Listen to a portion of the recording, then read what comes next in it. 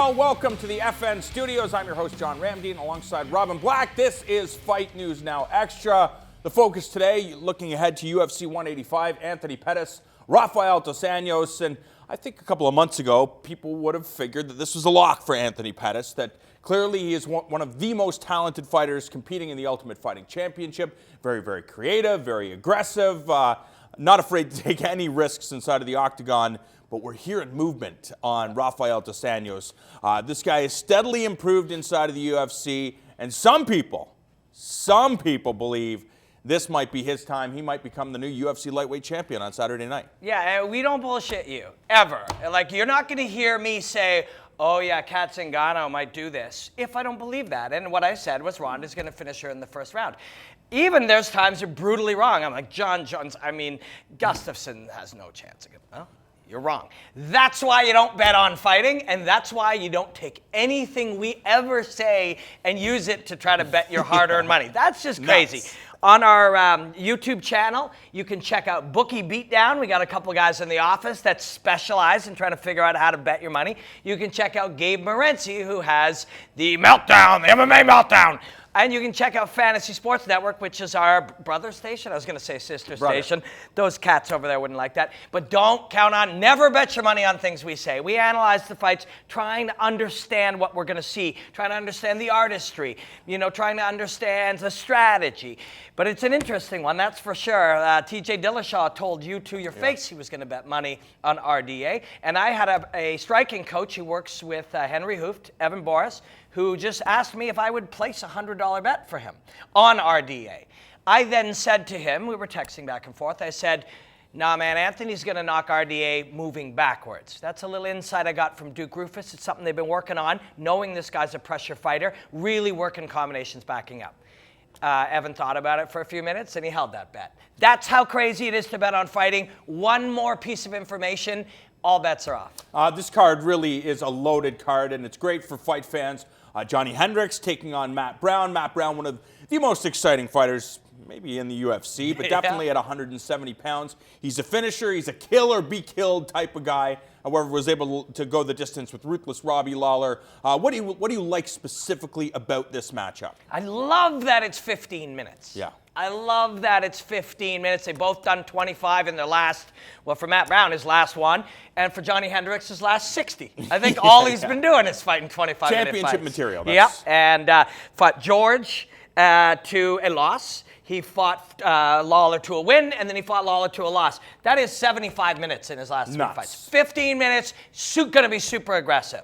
But you don't want to go knuckle for knuckle with Matt Brown. And I know Hendricks is a much further level, but you saw Jordan Meehan, who through his young career was just blasting through guys. He met that wall. You can't just punch your way through it. So you don't want to do that. I think Hendricks is going to look to win at all costs. The best route to do that, use the overhand left to get to the double, drill this guy onto the ground and use your elbows.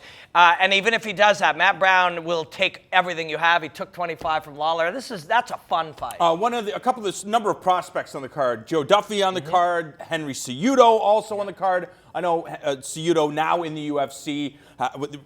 The word was he was going to compete at 125 pounds, miss weight, 135 pounds. I have a feeling we'll probably see him back down at 125 pounds. No, this is at Oh, yeah, that's right, 125, yep. Right. So this fight with Chris Carriasso. Carriasso is one of the most talented fighters that isn't a top, I mean, he is a top-level guy, but when you compare him to the guys at the top end of the spectrum, he can't compete. Best of the rest so He's far. the best of the rest. And when it comes to this fight with Cejudo, we've seen the improvements everybody's made in the wrestling department, and I don't think that the wrestling is going to be an issue. Cejudo, a gold medalist in wrestling, but this is not wrestling. We've heard it's not jiu-jitsu, and everybody continues to make improvements. If you get taken down, get back up, and I think for Chris Carriasso, I honestly believe that his experience and his skill set will allow him to win this fight, but a lot of people are picking Cejudo. Yeah, I'm picking Cejudo. That's why you don't bet no money. We're both giving you different information. You can pick the one you like and bet the house on it, but that's crazy because there's so many variables. I think you're right about wrestling, that idea that Matt Hughes was just going to automatically take you down and win the fight like that. Matt Hughes of today might not, because the takedown defense is so good. The work against the cage has been so understood, and the get-ups are so understood. But what I think Cejudo has that comes from wrestling is the grind. that wrestling grind, and at 125 pounds, 15 minutes. 15 minutes of going 97%, I don't think is a problem for this guy. Carrasco as well, but I think this guy, if he can go in, although, on the other hand, he's already saying, oh, I can beat Demetrius Johnson, I can beat TJ Dillashaw, who's like 6 feet taller than him. He's a little crazy, but it takes a little crazy to fight. What happens Friday night? These two step on the scales so you don't miss his weight. I don't know, man. Olympic gold medalist, the youngest ever Olympic gold medalist in wrestling for the U.S. I think you got to cut him some slack, but he's never going to fight at 125 again. This is the 125 shot. Even if he looks terrible and it's 126.2 and he takes off his underpants and they hide the ring girls' faces to stand behind that towel. Do what you got to do to make that weight. Yeah, you do it, and wrestlers know how to do it. But even if he looks terrible, if he kills himself doing it and then doesn't have a good performance, win or lose, dude, 135 is where it's at for you. The heavyweights set to collide. Roy Nelson, Alistair Overeem. I was recently at the TriStar gym, and we all know how good Alistair Overeem is. When he is in tip-top form, he can compete with the best of them. However, you don't always get to see the best Alistair Overeem, especially with the question marks surrounding him.